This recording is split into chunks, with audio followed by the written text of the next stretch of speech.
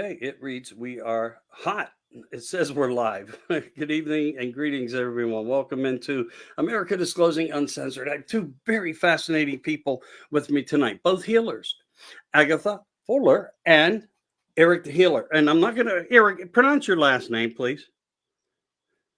Dadmehr. Dadmehr. I thought it was Dadmehr. that. You said no one could get it, and I was thinking it, but apologies, Eric Dadmehr. Thank you for joining me tonight. Agatha, you've been on your voyages and your travels. You go all over the world. You look at the megalithic structures, the holiest of temples, and you've even may have come across some information that one could speculate it has to do with aliens. So you're learning a lot. You've been to Mount Shasta, and we're going to get there and start from that point.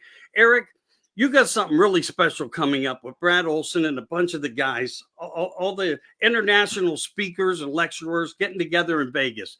So right now, let's just look at that for a minute. Why don't you give a quick description of what you got going on and who the lineup is? And thank you for doing it, because you are the disclosure, and I appreciate it. Yeah, I'm really excited to have a show in Vegas with Brad Olson is showing up, yes, and Carrie Cassidy and Geraldine Orozco and Brad Marcus you just had on your show, and Hans Dietrich, and there's a lot of people showing up that we've had before, and then there's some people that might be Skyping in, because we did see Dr. Sam Osmanagic, but I don't know if he's flying in from Bosnia this time, because it's like Sam Osmanagic is my friend. Oh my God. Yes, okay. I love him. I love him. Yeah, he's the real deal. Beautiful soul. Okay. Yeah, next time when you talk to him, say hi to him. He keeps posting me stuff. He's just making the latest videos. I went to his pyramid many years ago. Yeah. Excellent.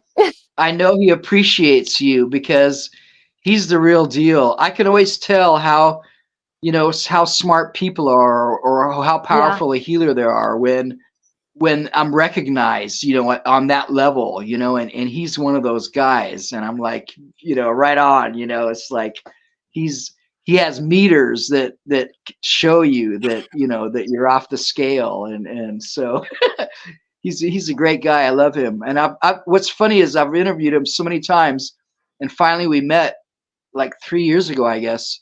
And just, it was, he's a wonderful person. You're so lucky to go there. And I'm dying to go to Bosnia. That's great. That's on my bucket just list. for the people out there who don't know Sam Osmanagic, he's in Bosnia and Sarajevo. So we don't just have pyramids in Egypt and Mexico and other parts of the world. We have it all over. It's like they're always on ley lines. And Bosnia he's actually the one who has discovered the pyramids.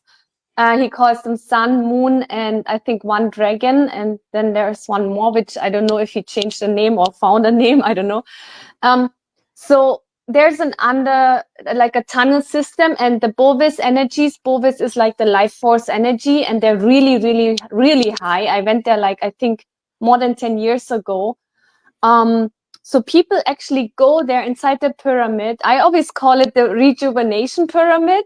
So people go inside, and you can actually, if you see energies, you can see the rays coming up, and they had some turquoise color to me. There are also some megalites. And there's some crazy stones outside around the pyramid. You can even go on the top of the pyramid.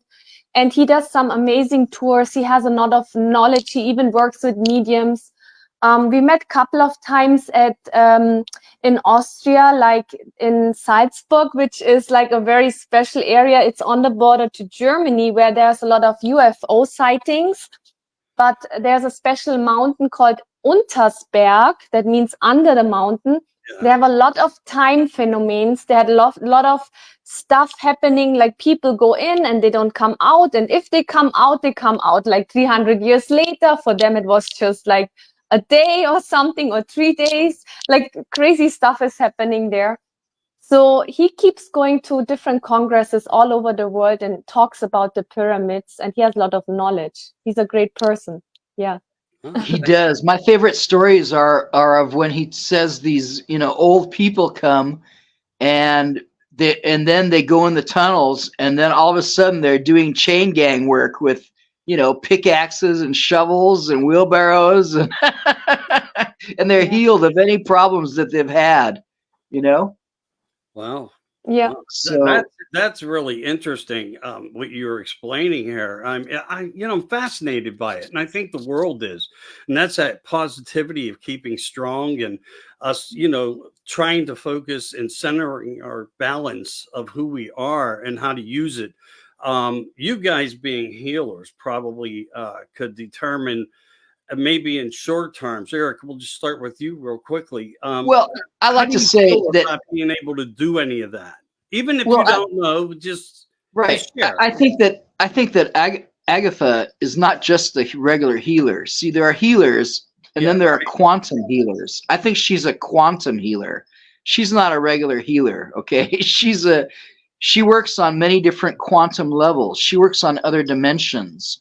I'm sure I can tell already that she goes and does what I do. You know, she clears gates and portals and goes to where she's called to in the clear collective, energies. a lot of collective and portals. I'm sure you Stargates. intonate and sing and I'm sure you do these things, because right now everything is becoming quantum, and we're learning about our quantum selves, because we're not just the soul inhabiting this meat body. We're also in other dimensions and in multiple timelines. And when we sleep, we connect to all these other places, just with a common soul.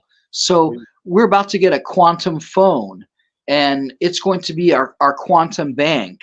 And we have quantum technology that is scalar and tensor, and that goes out beyond ourselves, that we think we're limited to this skin, but it goes beyond. And so we're learning other realms, not just in this reality, but other realities. So we're going to learn how we are more multidimensional, like the quantum computers that are like the D-Wave quantum computers. It tracks other timelines.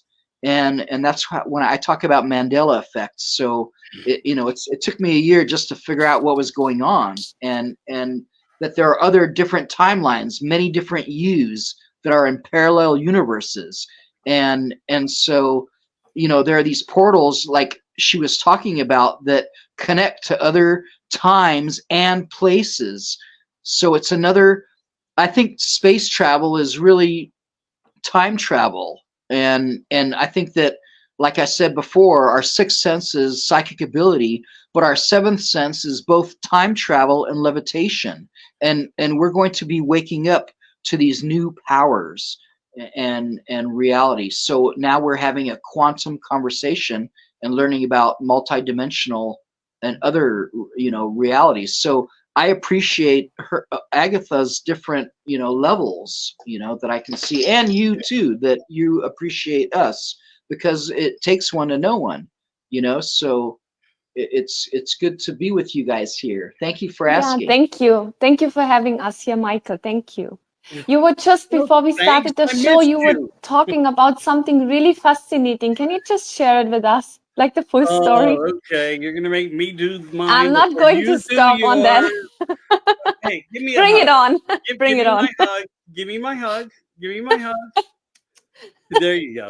So we danced once together on screen too. A couple of years ago, we were playing some crazy music in the background. All right, so like the other night, I have a show called What's in the Skies, and a lot of people responded with great opinion of what they think they saw. I don't know what I saw, and I put that directly in my post. I just know it was there and I could see it.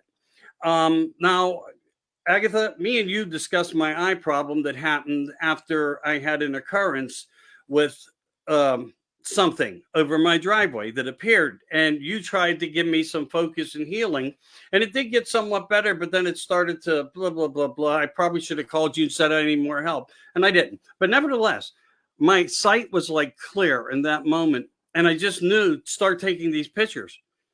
I just knew, and I did it. And I think the pictures that I got were, great. And to some degree. And what I can describe in the moment of what I saw was I automatically thought visitors, the others. It seemed to be that way. The characteristics of how they moved were not normal, and they weren't like shaking like you would think in a vibration between what they do up in the air and what we have, all that stuff. It was there, and it was just, doing like a melody, maybe in a way of some type of movement through the frequency as to how it came. And it just didn't appear. I watched it come from a distance right over my head again, but not right over my head, but very close. And I snapped 2 pictures. I posted them on my page. Everybody seemed to like them. They didn't make noise. They didn't bother me. Did you take a photo with like a phone or with a camera? Or in that moment, it was right there. I had to reach for this because the setup was not around anything of what was in the skies because nothing was going on. And it was like when I do the documentary stuff that I'm working on for it and the pictures for the catalog that I've been cataloging from this particular place, and I own this land, high energy frequency. I talked to Maria Wheatley about it. The dowsing rods, I know where the activity goes up, and they do follow that line. They come through that line exactly where the dowsing rods go, into their own phase of whatever you want to call that. They're, sharing their energy back to me. And that's the way they traveled. So I did get 2 phenomenal, what I think were phenomenal pictures. Not as good as I was jokingly saying about what El Marzulli got. But for a minute, I was thinking I might have, if they would have got any closer and I would have had a larger, more powerful camera, because this is always with me, like we all have them. I just picked it up. I hit camera on. And I click, and I got like 3 or 4 pictures. One you couldn't tell, but the other 3 were really clear. And I said, well, I'm going to post them tomorrow to share them with, the people that watch What's in the Skies when I do those shows with Jim Goodall and different things like that. Yeah, it was a lot of fun. And for it to happen out of that moment, when they least expect it is when it always happens. Because that was my first experience sitting in front of a fireplace, not an outdoor fireplace kind of thing. And, just looking into the field and playing with my spotlight. And I don't remember, truthfully, I kind of remember like I was playing up into the sky with it on, off, shut off. And then suddenly over my entire driveway was covered, a light illuminated and boom, would dim down and would illuminate, would dim down. And I thought to myself in my head, click this, that gun-like spotlight. And when I did it at it, it illuminated to me like in responsiveness. In response to what I did. And I did it 3 times and it did it back. And then I started to say, that word, what the hell did I get myself into?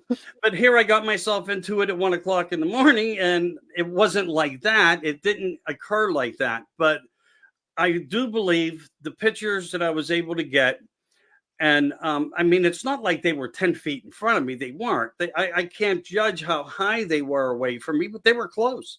And whatever it was, let me take the pictures. They came to me. Definitely. Yeah. That's so cool. All I can tell you guys is because you probably don't see a lot of what I post because, we're all kind of like, suppressed with our informations and things. We have to be careful of everything we say or do. Is look on my page and you'll see them. You guys make a decision. Maybe you'll have an instinctive viewpoint of it. You connected with them. And they knew, and they let you take pictures of them. Definitely. Because when I was at James Gilliland's ranch, he would say, power up. We would say it and think it. And when I think it and say blink, it happens and they flash.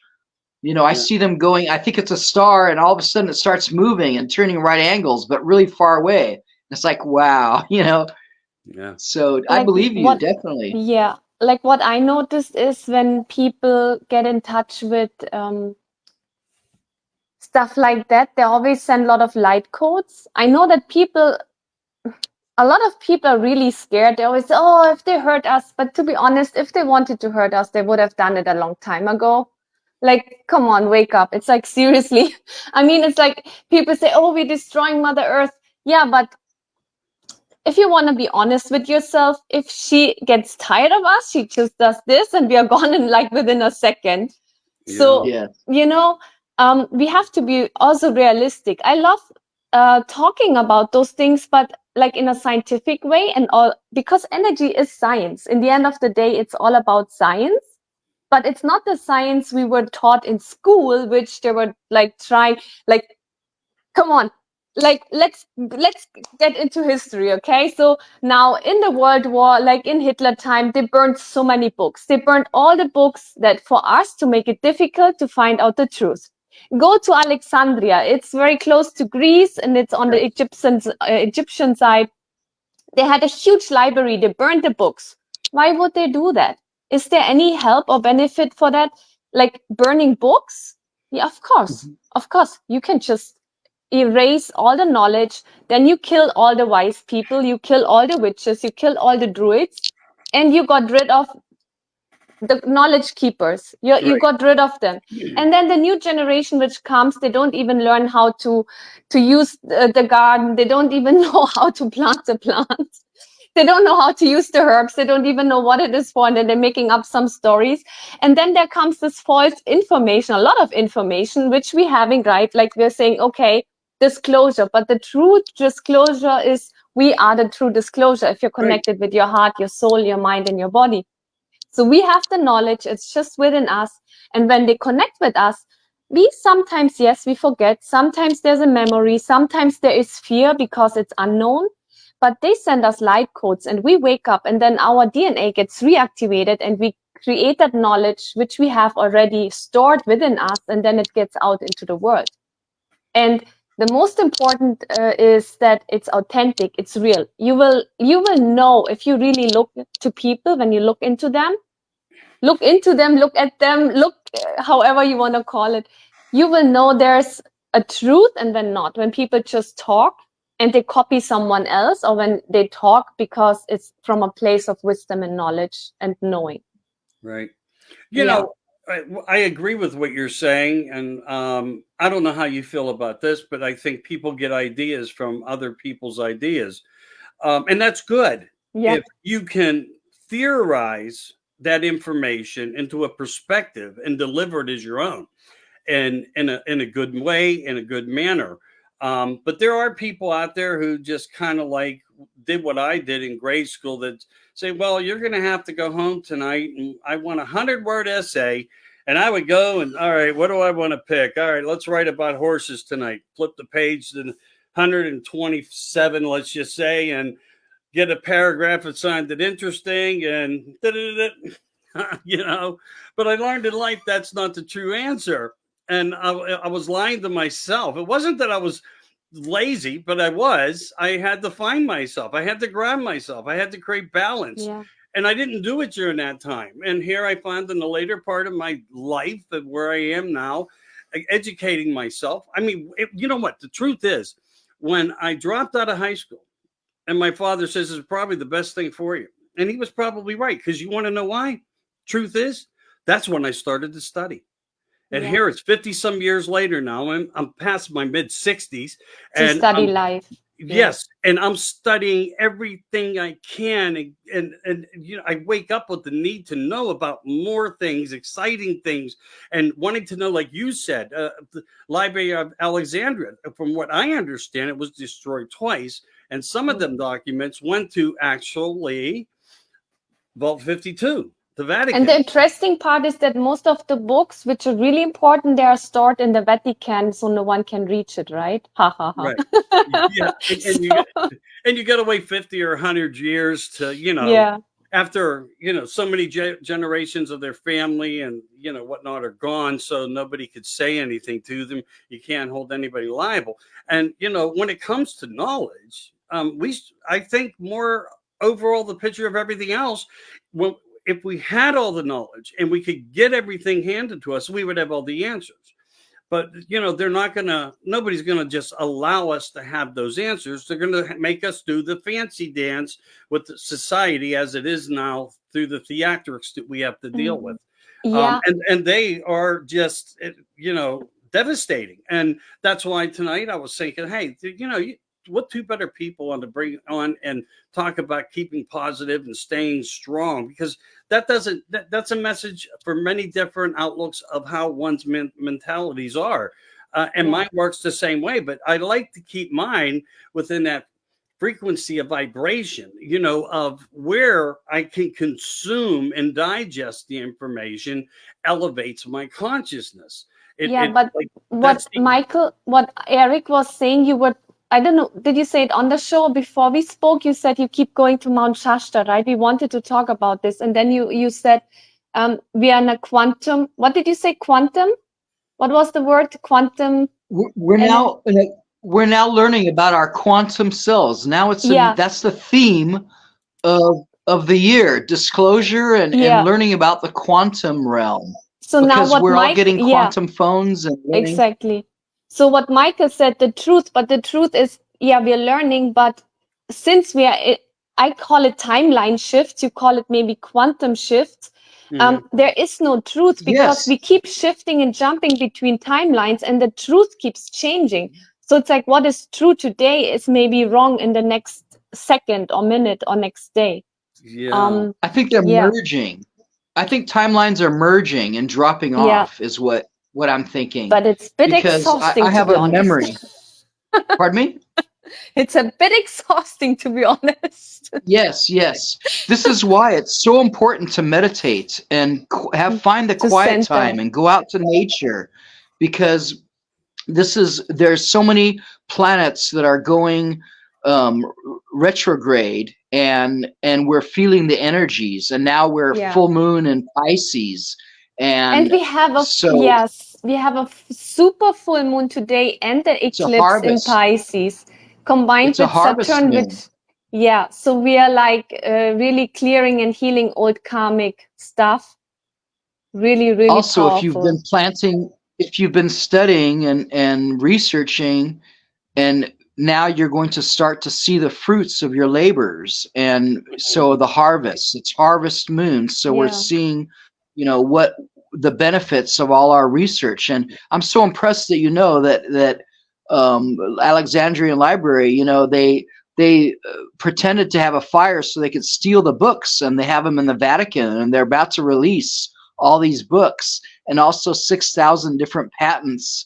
And the gold, of course, in the tunnels has been returned.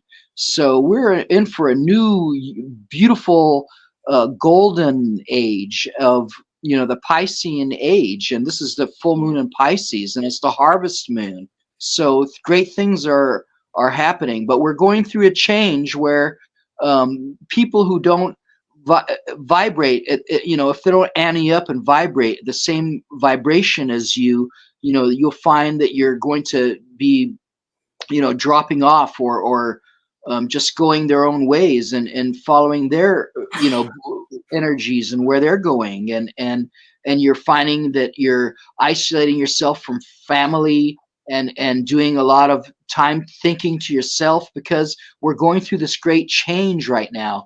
And it's like you said, we have the solar flares and we have the Schumann resonance that is vibrating off the scale, and we're getting activated. Our DNA is becoming activated into more strands, and we're waking up these latent energies. So we're really getting hit hard, like going through having jet lag, from coming from a different time zone. So except we're going to another dimension. So we're shifting dimensions, and some people are going this way, some people are going that way. If they don't vibrate here, they vibrate there, and maybe some people take the detour and some people take the freeway, but we're all from source. And I think we're going to have a lot of disclosure. This is the year of disclosure, and I think we're all about to get an 8-hour video. We are the disclosure. Yeah, we are waking up in the moment. Yeah, we are the disclosure. There is no disclosure like something miraculously is happening. We are in the middle of it. I wanted to share Mount Shasta story, how I ended up there, Yes. right? So I was in Sri Lanka, right? And I'm a star seed. Who am I? I'm Agathe Fohler. I'm actually German, half Sri Lankan. I'm born in Germany. My parents are deaf and mute, so I grew up with sign language. But I'm born like 1980, so my dad was from the World War. He was born 1929. And the village I grew up, they were all from the World War.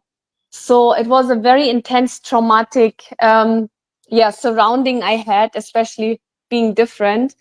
But it's like I'm born psychic. Like I always spoke to source, like from the beginning, because I couldn't communicate with my parents. And I was quite, I don't want to say isolated. I was different from the people in the village. So my communication was always, I called God. Like I grew up Catholic. So I say God doesn't mean anything. And then, I remember I would tell my neighbors like stories about mountains and huge towers which go into the sky. And for me, it was real. I did remember past lives. I did remember that I was in Egypt. I did remember having beautiful golden saris. And I would tell my parents, I would say, I want a golden sari. And they're looking at me, it's like, what is she talking about? And then I would sit in the living room and doing all those, yoga positions, which I don't do at all now. And sometimes I ask myself, how did I know it? I just did it. And that's what children do. That's why they're so beautiful. They're still connected with source. So I grew up also with a foster family, which they were pure German, but they did meditation since 1977. They did meditation, yoga, and Ayurveda. And we had to hide it. We were not allowed to share it with the public because they would call it a sect. So, so I grew up with a lot of knowledge about herbs because that was a part of our culture, especially my dad's side and the foster family side. I grew up with meditation, yoga, and Ayurveda when the world didn't even talk about it, like Deepak Chopra, he's famous, which no one talks about it. He doesn't talk about it because of Maharishi Mahesh Yogi. He wrote the books with Maharishi Mahesh Yogi. Okay. So that's how he got really famous. And then he split from him and then he started writing his own books in the States. That's how it happened that he got this fame and that knowledge he has. So, and I was reading those books about chakras and meridians and like being a little girl. And it was like all fascinating about karma and stuff. And then, long story short. So I was in Sri Lanka and I was trying to connect desperately with people who are star seeds. And then I started writing Michael P. I forgot his name. He made a movie with Dolores Cannon, The Three Magic Words. And he was so nice. He invited me to Portland. And he said, Agatha, you can stay with our family and then we'll do a little interview. And I was like, wow, that is so kind. So I took my money, whatever I'd left, I got the ticket. And the crazy part is the day I reached there, my phone went crazy and they had a huge bombing Eastern attack in Sri Lanka. Like if you're connected with your soul and your heart, it's like you can be in the eye of a hurricane. You can be in a war, so nothing will happen to you. And just one day before all those hotels were bombed, which I usually used to go to meet my friends, I was in another country. Okay, that's how it works. So I was there staying with them, beautiful children, beautiful wife, in nature, beautiful. And then we made those videos and he's like, oh, you should go to Mount Shasta. And I'm like, what? So I got the bus ticket. They gave me a winter jacket because I was so cold. I was like coming from Sri Lanka. I was so cold. She gave me a winter jacket. I went to Mount Shasta in the bus, having my bag early in the morning. I was staying in the middle of nowhere. I didn't know where to go. And then I ended up in a beautiful Airbnb. And then I just connected with this place. I was reading some books about telos. I'm not much a reader because I get the information from the place. But what was very important is it had a very strong that twin flame energy, because Mount Shasta has a male and a female energy and aligns all the chakras. But maybe Eric, you can share more with us. You're like just 3 hours away from there, right? So that was actually the story how I ended up at Mount Shasta, and it was beautiful. I did like swim in the lake, and it was beautiful. Yeah, it is. It's you know, when I first learned about the energy, when I first learned about Mount Shasta, I learned that Archangel Gabriel, it was like the capital of the North America, is basically Mount Shasta. And he's my birth angel. I'm born on a Thursday. He's like my birth angel, Archangel Gabriel. Wonderful. Nice. Wonderful. And supposedly Archangel Gabriel protects that region. And when I learned about it, I think it was orange, the sexual, you know, chakra. Yeah. But then it shifted. It changes every so often, and I think now it's the navel chakra, the solar plexus. So it's yellow, I think. But it changes. I'm not, you know, because I learned it differently, and then later when they said it wasn't that, then I realized, oh yeah, that makes sense. It changes, but it's part of the major portals of the world. You know, it's a major portal. Yeah. And they say it's the old Lemurian energy, that the people from Lemuria, when it sank, they all went underneath Mount Shasta, which is very similar to the story in Germany, Untersberg. You guys should do some research, or talk to Sam about it when you meet him. Tell him I say hi, and then tell him about Untersberg. He can tell you so much. He went there. He was there a couple of times. So most of the mountains, when we were talking about the UFOs and the ley lines, the UFOs, they do recharge. They actually look like clouds, because there is a couple of elements. H2O, water. Water can be... I made a children book. It's called Aurena and the Magic of Water, and I'm explaining the magic of water, why it is so special. So we have water, which can be gas, which is in the air, and they're tiny little water particles, H2O. But then at the same time, when you're like in Alaska, it's ice, it's hard, and it floats on the water. Is that crazy? But then at the same time, when you have two lakes, and one lake is summer and the other lake is winter, and there's ice on it, on the bottom, it will be always 4 Celsius, because that's where the fish and the animals and the plants live. So there is a very, very, very, very special way with water. Even if you have the liquid water and you play frequencies like sound, like Eric was explaining in the beginning about frequencies and quantum shift, the water changes. And Dr. Emoto, he was writing many books about it, about how the water, and we are made of water, how they say, you can program water, because it is like a chip. Memory. Yeah, memory. That's the word. Thank you. It has a memory. So whatever you think, whatever you say, your body you're programming yourself. That's how they develop memory foam. Yeah. Watching water through sound waves. Yeah. And Mount Shasta has those old information. It's a huge mountain, male and female energy. So if you want to balance that, it would be a great place. But at the same time, the old Lemurian people, they're still there in the underground. And the UFOs, they're made of water. Coming back to that, the UFOs, when you see special clouds, and I've seen it like big time in Brazil, in France, when I was walking the path of Mary Magdalene, and here especially, wow, like the Caribbean Ocean, which is close to Bermuda Triangle. Wow, those clouds, they just go, I don't know, like 10, 30, 50 meters up in the sky, and they're like really crazy. And then you can see actually how the water's pulled out. Hawaii, when I was in Hawaii, the volcano, they get recharged by the thunder, the lightning, which is even written in the Bible, the water. They get in the underground, in the water, they go to the volcanoes, and they work with the ley lines, because that's when they recharge and get in and out. And that's when they connect with the Lemurians and old Atlantean people. I don't know if you guys have any information about that. That's what I learned while traveling. Yeah. A little bit. maybe not quite as Yes. extensive as you had just shared, but now I do. So whatever, I'll fill in the pieces of my puzzle that I will into my brain here. But speaking about these cloud punchers is what I call them. I was actually able to get a picture of one coming through a cloud.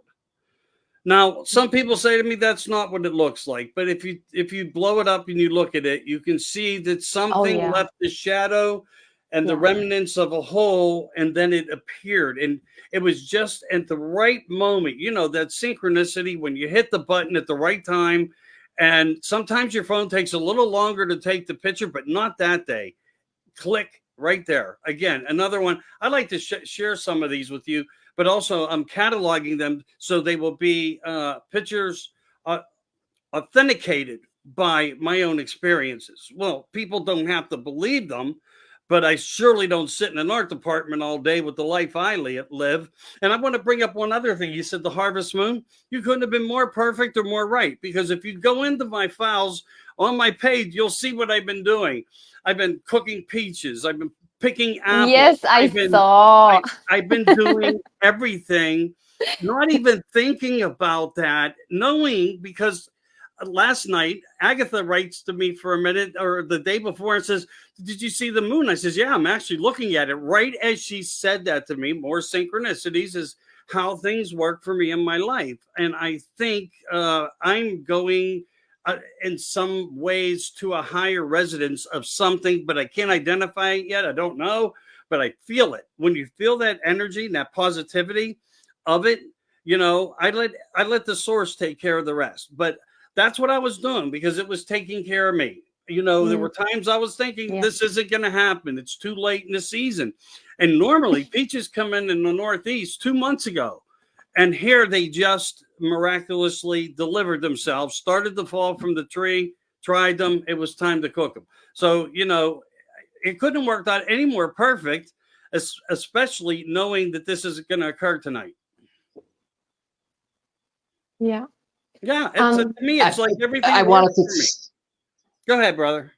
Yeah, Eric. That's great that you said some things that piqued my ear. You know, you guys, both of you, because the ocean and the water is where all the aliens really are. The Right. submergible UFOs, and that's the real space that connects us. The waters connect us to the outer, you know, beyond the ice walls. And there's many creatures that. What's very interesting is all the astronauts are Navy SEAL divers. They're all divers. And, you know, and sometimes you see bubbles, you know, water bubbles in there, you know, or how about those astronauts that drown? How does an astronaut drown, you know? So, you know, it's very interesting. And you mentioned Dr. Emoto. There's an excellent conference that is coming up September 24th or 21st, I think September 21st in Montana by Adrienne Elise, Elise, and she's connecting with Dr. Emoto's water project in Japan. So they're connecting through a big, you know, TV screen, I guess, and they're going to be doing working on the waters in Montana. Adrienne Elise will be at the springs, the hot springs there. They have some magical springs in Montana. Exactly, they call it onsen. I was in Japan. Before you spoke, I wanted to start talking about Japan because I went to Japan on the 1st of January this year. And then they had this huge earthquake and the whole building was shaking. And I'm like, who's shaking I was sleeping in the capsule hotel. And I'm thinking, which idiot is shaking my capsule? But it wouldn't stop, and we were like, is this an earthquake? And then all the girls, is this an earthquake? So it was crazy. But yes, and the UFOs, and even I call people like us dragon people because we can work and shift energies. We can go through dimensions, portals, and work with galaxies. That's like the real Alpha Draconians are connected to Angkor Wat. And Angkor Wat is also, they were working with inner earth. That's what it is called in Mt Shasta, in Untersberg, Telos, Shambhala. That is like Argartha, the place where inner earth is, where many beings live and where the UFOs also go in and out through the portals south and north The indigenous, they know the portals and the pathways, how to get into inner earth. And Japan was, Michael, when you're saying the clouds, I went to Fuji, but we were not allowed to go up because the Japanese are a bit scared. They're lovely people. They're most amazing, really. But we're not allowed to go up to the mountain. So I was like on the bottom. And when I was in the hotel, that's when you are with Source, as you said, Source takes care of you. I was supposed to stay in a room. It was really expensive. So I stayed one night in Tokyo longer in a capsule hotel. And then next day I went, and then the prices went down. Like, it was amazing. And then because they didn't finish on time to make my room, I got an upgrade with a view to Mount Fuji. Yeah. So when I'm in my room, I can see those normal clouds, like all cloudy. All of a sudden, I swear, within seconds, this is not possible. If like really, there was no wind. Within seconds, you can see those shaped clouds, which really you knew that is a UFO. And they moved around within seconds, the whole cloud, no wind. It was no wind. And then I knew, okay, I don't know, maybe they're greeting me, welcoming me. I have no idea. But this place, whenever you find volcans, there will be always hot springs. And the hot springs always connected to the dragon, UFOs, the Nagas, and people from inner earth. I always, wherever I am in the world, I go to hot springs. They're full of minerals and they really rejuvenate you and heal and energize you. Yeah. I just wanted to share. Me That's too. what we are. Our bodies are water and Me too. minerals. I love hot springs. Yeah. I love going to hot springs, and I go. Yes. I never been to them. I'm not going to lie. I've never been to them. Something maybe in the future. Maybe Agatha will drag me along one time. Yeah, you need to go. You need to go. I get some fascinating invites. I just feel like lately, though, I just feel like the world is starting to, connect to me somehow on a different level. That's in ways I can't even explain. But I'm grateful, because this is why I'm grateful. Right here, I can do things with people with intelligence, for people with intelligence, and that's who we need to reach out to and to give comfort and peace to, because of hopes and knowledge and things we can all share of many things of interest, like where do we come from and what is source and all these things. And when you have conversations like this, it puts things in perspective for people. And I enjoy that immensely. You guys are rock stars. I love you. We all are. We all are. This is what's coming out. These are the answers to your questions. This is the year of disclosure. You will have all the answers this year of where we come from. These are eternal questions that we've all been asking. But there are Akashic records, and there is there are people who have, there are so many scrolls, Tibetan scrolls, and that haven't been translated, of thousands of years of knowledge and ancient Tartarian knowledge and ancient. There's many books in the library. I've heard of people who visited the Vatican Library that was locked up, and all this is about to be released. And so I'm really looking forward to the information that's coming out and to find out who we are and where we come from. But my question is, when if they release it, will it be the original? Like, I mean, they have enough time to prepare themselves. So that's like, exactly. That would be interesting to see what they're releasing. Yeah, and like, in their benefit or whose benefit or, Yeah, it could be like. Well, what I heard is these were the Bibles that were confiscated. Oh, really? There were the Bibles that were confiscated. That will be. Yeah, they were before they made the. Yeah, they censored a lot of stuff from the Bible. They removed the karmic cycle. They removed the story about a lot of things. They removed from the Bible. Yeah. Mm-hmm. The books of Enoch and. Yeah. They talk giants. about really right. So we're going to learn about dragons and giants and people who live 800,000 years. So because these are normal things. Yeah, for example, I have traveled already around the world by myself, and I'm always guided by source. Like most of the times I don't know where I'm going to end up, and then all of a sudden I'm like, okay, oh, thank you, okay, I'm here now. And then I meet those most amazing healers, and it's like I always have like countries which is like not so safe. All of a sudden I have military with me, and then they protect me, and then I can go and swim in the middle of the night, or I can do my my me time connecting with nature, which is most of the times on full moon.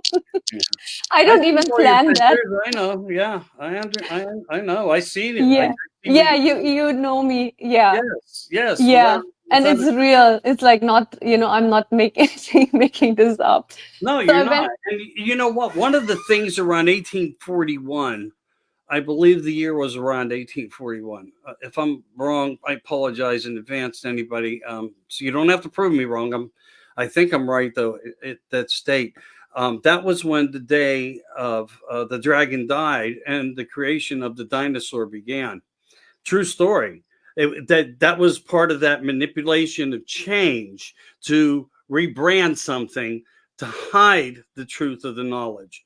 And that happens. So when you have like 15, 20, 25, 30, and it just grows and grows and grows, that is how the rebranding confuses a lot of us and keeps us at loss. Where, I'm going to use a name here. God bless you, brother. If you're listening, prayers to you, Jordan Maxwell. He had a lot of comments that reflected to a lot of the subject matter we're actually talking about. And he was like to me in a way, I didn't know him like you did, Eric. I didn't. I never had the pleasure, but I had the pleasure of a man being kind enough to write back and acknowledge a young man who was trying to figure this stuff out 40 years ago, 30 years ago and so forth. But Eric actually spent some time with the, great Jordan Maxwell, who pointed out the symbols and what everything was and what the logic behind the things were. And, he put it out there as his research of studies, but allowing people to also have their own analogy of what they wanted to come up with from learning from him. And I think William Cooper did some of the same things also. There's been many people like that done.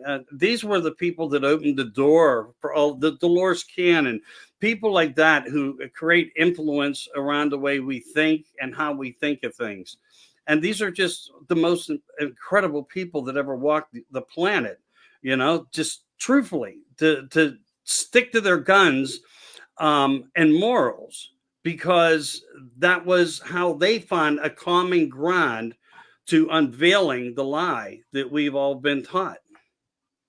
Yeah, lie. But what I wanted to share is when I went to Peru, when you talk to the old people, that's what I said, when they were burning down the libraries and they were killing so many old people and the wise people.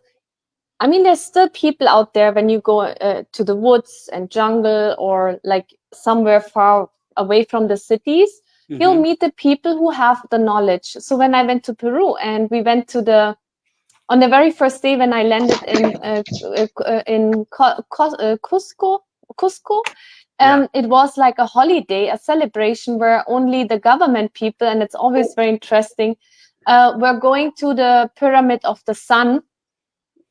And they just opened up all the gates so we were able to get in, and then they all clapped and said, Agatha, you're coming, they're opening up the gates, we can go, because usually on those dates only the government people are going, and then it's difficult to enter those places. And then they said, because those pyramids are huge, like really huge, and they know, and it's embedded in their culture, they say, oh, those were the giants from Centauri, Alpha Centauri.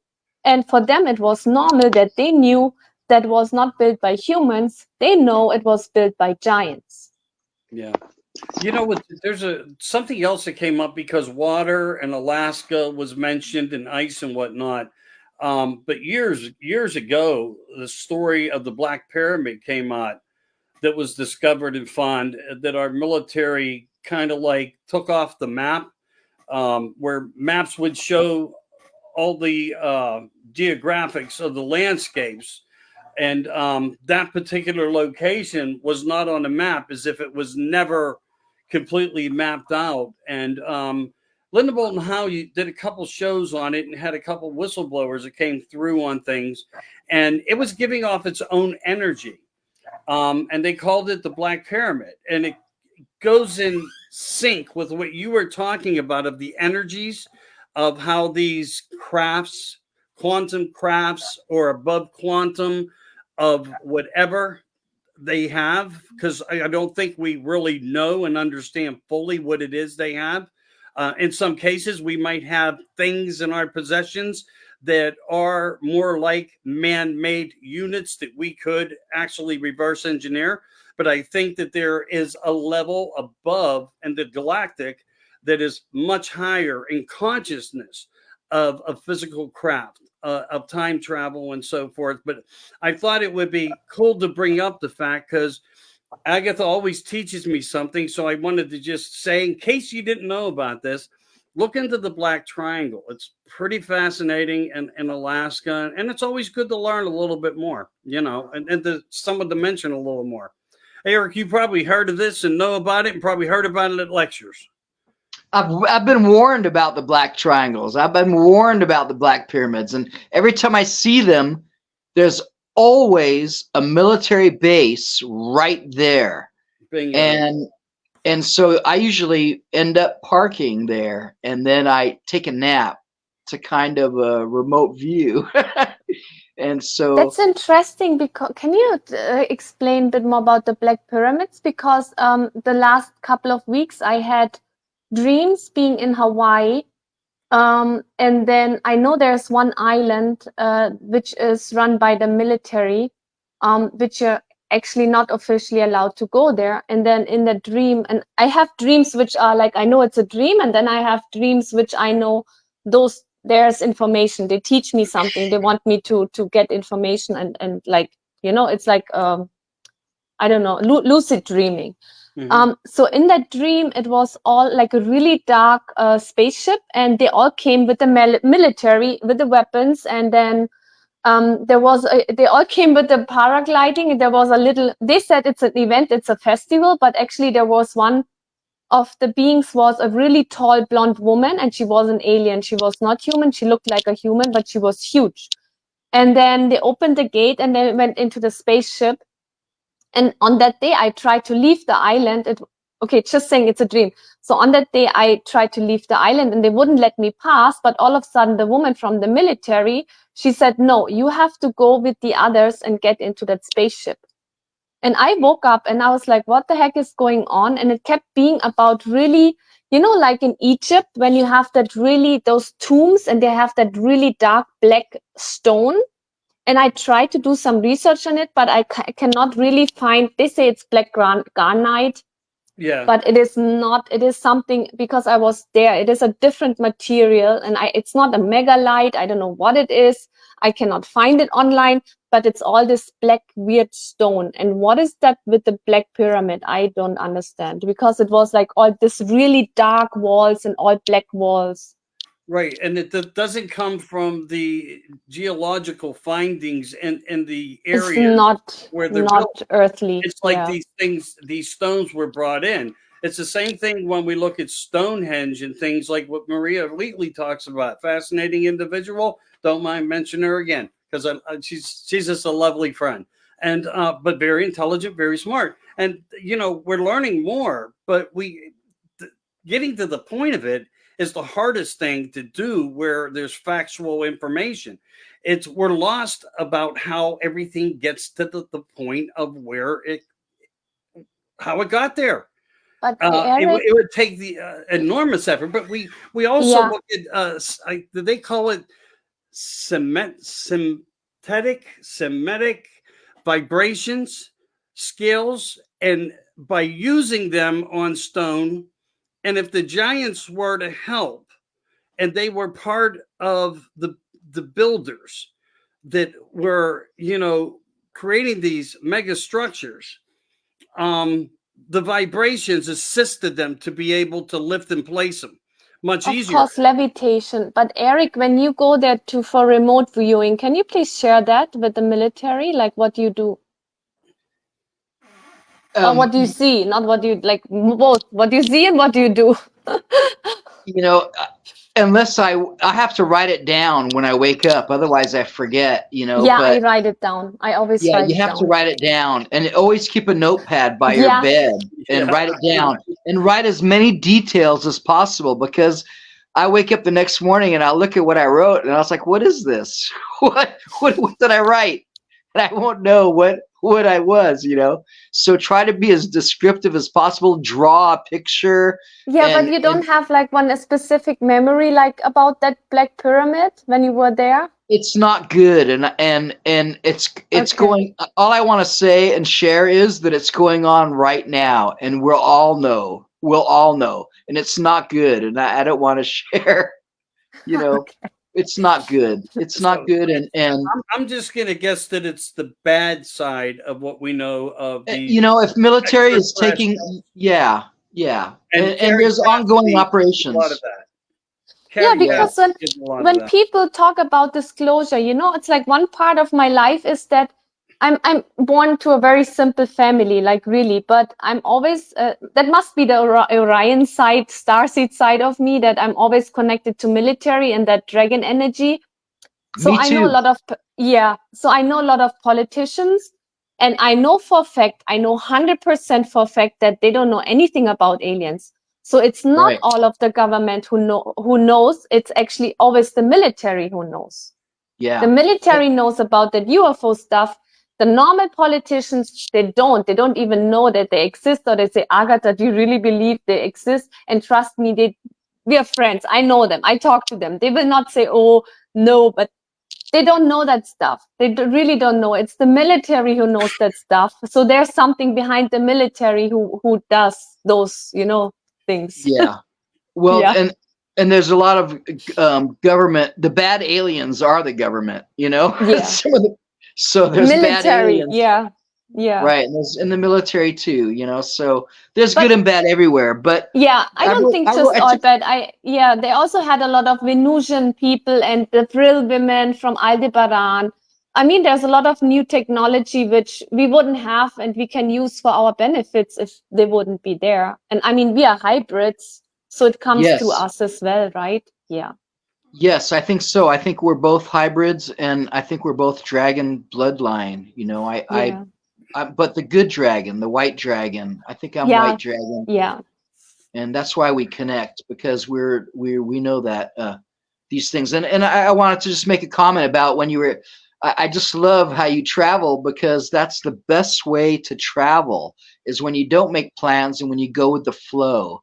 Yeah. Because then you connect, because nothing happens by chance or accident, and you always meet people that are put in your place, in your route. Like your future self helps you and connects you with. My soul always, yeah.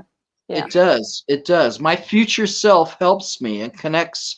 There's never a problem.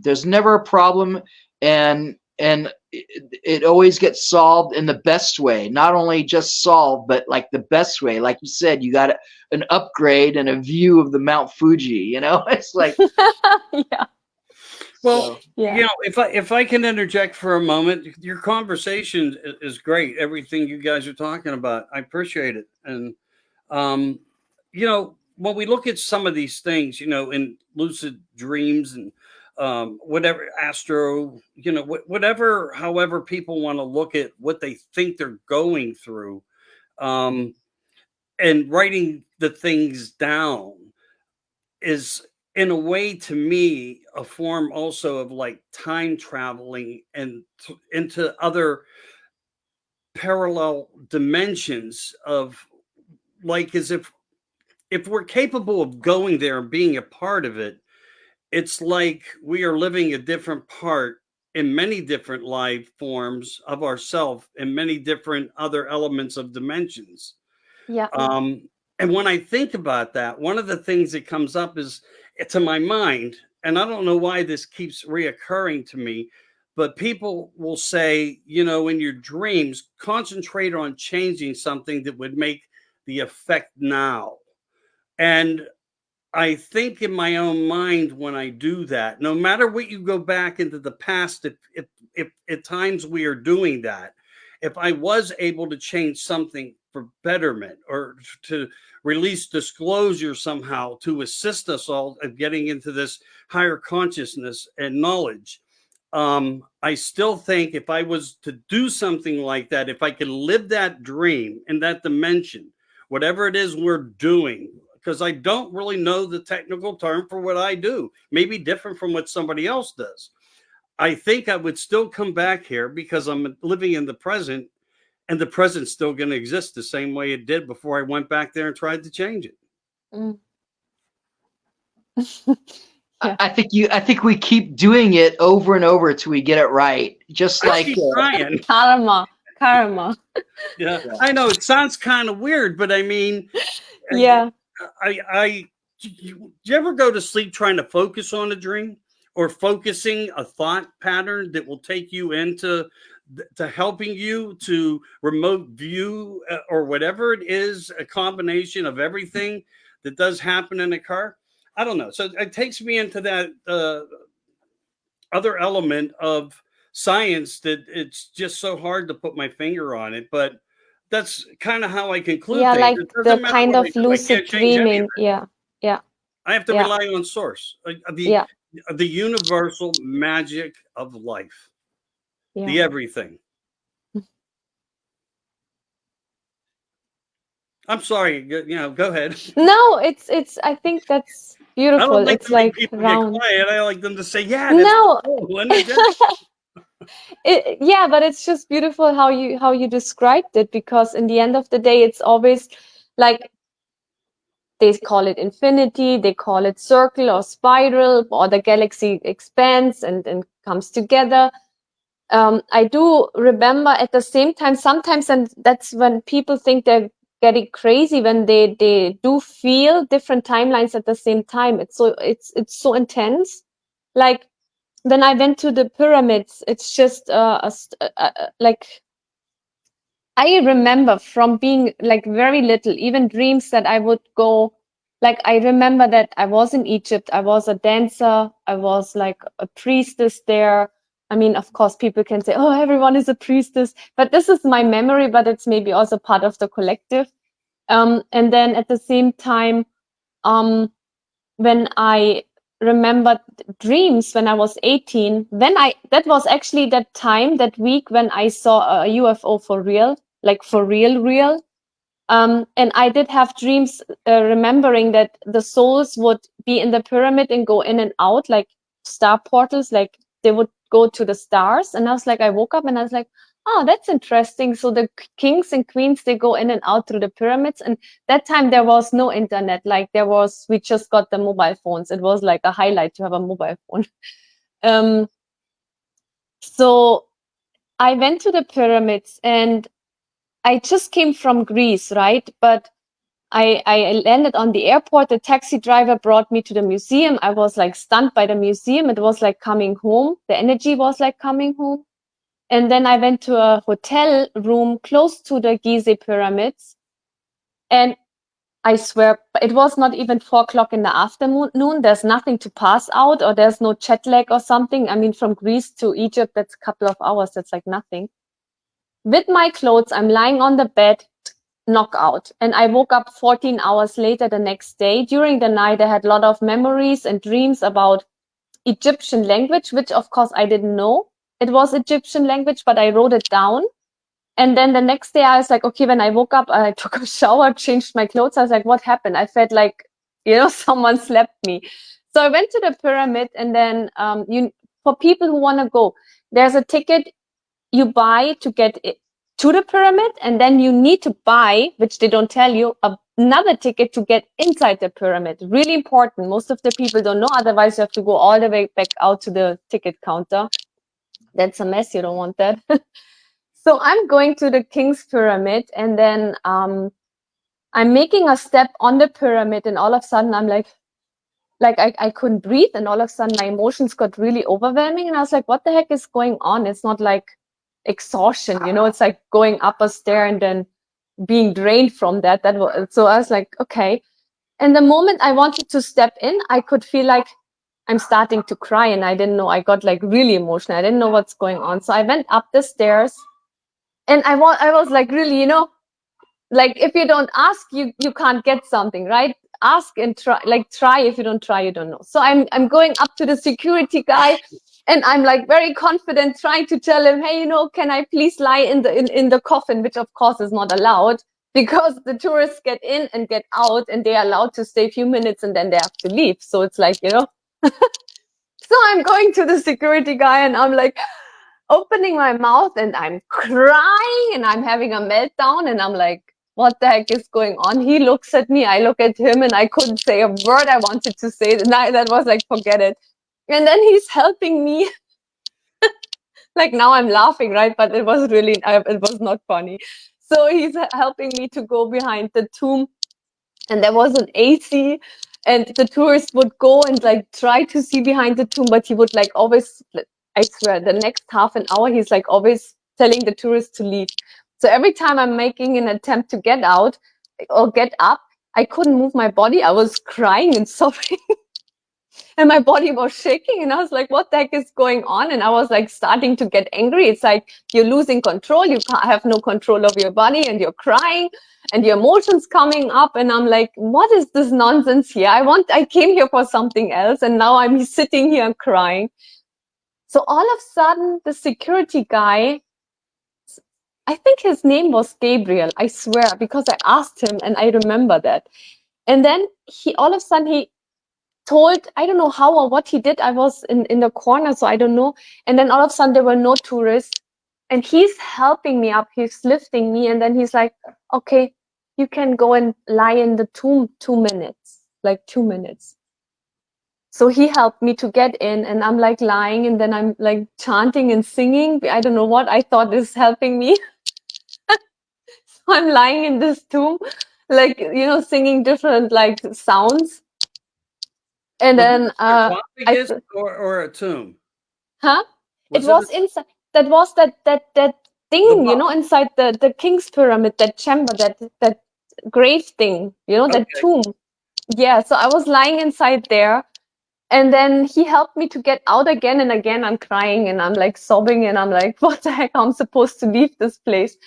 He puts his hand on my head, and he did one prayer, and I'm like breathing.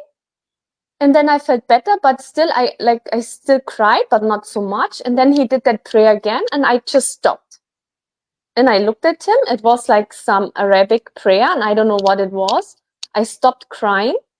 I looked at him. He didn't ask me for any money. I had some money in my pocket and an oil from Greece, from a monastery. It was like some rose oil from a very old monastery where there was a medium who was working with water. I got that oil from a beautiful island, Amagos. So I had that with me. I gave that to him.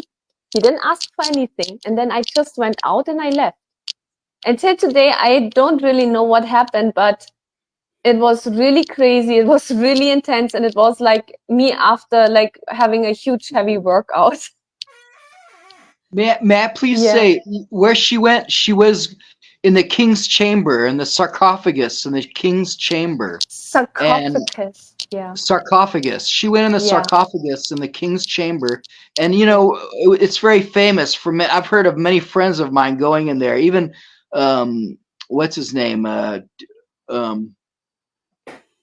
short French guy, Napoleon, had a famous. Well, he was 5'8", but anyway, but usually people have to pay like $60,000 to do that. Right. So I was like, you're very lucky. But you had you came from Egypt, and when you went there, you were getting downloads. That's why you slept so hard and long, is because you were getting downloads, and you were reliving when they did something bad to you there, and probably, and you're reliving that torture, and you're back, and he recognized, I'm sure that security guard had many people who are triggered and wake up and remember, and so he sees because that people would say they're welcome home, and then they would let me in, like even in the what was it, in the village of Queens? What is the village? No, what is the name? The village the City of Kings, even there, like they opened up all those secret places, which it was not open for public, but I just gave it, they said, and they just opened it up and they said, you want to be alone? You And I took was the like, words out of they my was mouth. like, yeah, they were like recognizing me, but to be honest, it was like being in a different timeline or something. It's like still today, it's still not gone through what happened. I'm so glad you said that, because I was going to say the same thing, that they recognized you, and because I've heard of other people say the same things. They recognized them. They said, welcome home. And they recognize that these people, they know who was there before. And that happens a lot. And because we're called there, I've been called to Egypt. That's when all my metaphysical studies started, you know, and you know, when you pyramids and Stonehenge and so exactly. And when you say bad times, you mean the time when Atlantis fell and then they started doing that occult stuff and rituals and all this, you know, abuse of magic and stuff, right? Yeah, threw off the balance of the pyramids, and the balance was thrown off, and they were abusing the energy, and they cut down all the mile-high trees, and they got rid of the giants, so, but we're going to get all this information back, and it's a wonderful time that nothing can stop what's coming, and we're coming into this new golden age. Yeah, now it's mass awakening. Now it's like can't be stopped. We are here. Too late. Great. Thank you so much, guys. What a wonderful show. You guys are fun to listen to. You really are. Plus, I'm trying to take care of a couple things, but it's all good. So we got the time said 111 when I looked. Yes, it said, yes. Me too. Here too. So it's a good time. It's just to round it up. Yeah. Bravo. It's also very interesting when you think about everything. But you know what? I do. I don't know. How do I say it in a positive and good way, Agatha? You've done so many things. You've been to so many places. Yeah. Your spiritual journey started as a child, and you're still functioning, you know, taking these, you actually take the footsteps to get there to do this. What has been in your mind outside of that story you just shared, which was just ever so fascinating, but let's say there's another one close to that. What would have been like, you know, what was the ultimate place that you went to? Did, you know, you were able to put together answers for yourself through your journey? Mexico. Where you're at right now. Yeah. So, and they're having like it's a Mexican fiesta, kind of like holiday-ish type thing. Yeah, we have a holiday that I think that isn't that at Independence or something. To be honest, I don't know, but it's a huge holiday. Yeah, yesterday and today. Yes, that's the real Independence Day, not Cinco de Mayo. Right. Cinco de Mayo is an invention by Corona. Who would have thought? Yeah, because the Mexican culture, when you go to the museums like China is, wow, just whatever people say in the media is just so not true. China it's another planet. Brazil and China. And when you go here in Mexico City to the museum, a friend of mine, he has a private museum with real little aliens. I took the photos, they're real. I've seen it. He has an X-ray.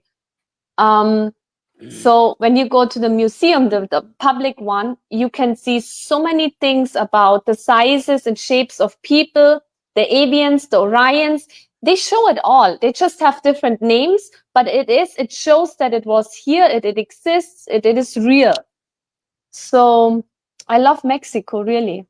Yeah. Me too. They're the ones who show. See, when we did our, you know, U.S. Congress, you know, alien disclosure, you know, what with Greer and, you know, they didn't show. And when they had it in Mexico, they brought out mummies, real artifacts, and you know, they brought out the real stuff. You know, I love Mexico. They show a lot more and have a better disclosure, and that's why they're connected with it. They're not they're totally connected. Yeah. They say elsewhere. you know?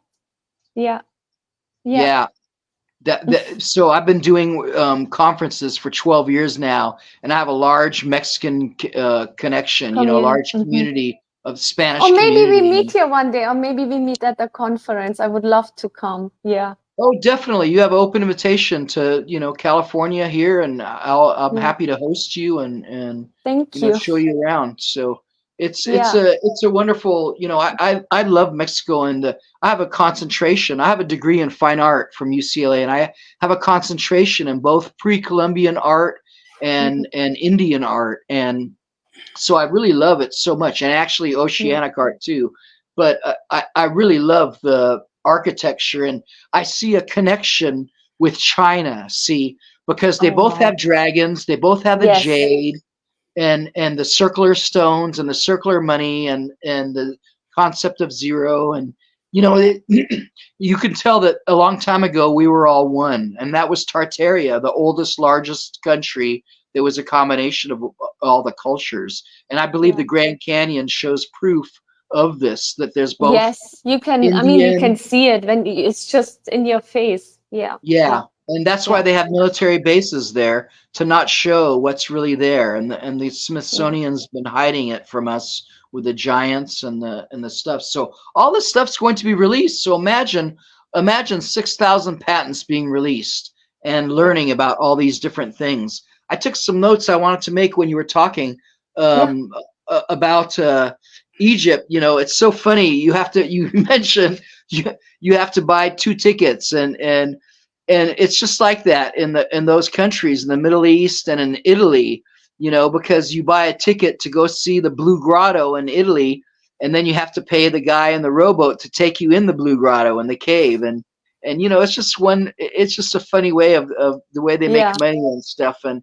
then the other thing I wanted to say, the Capri slept.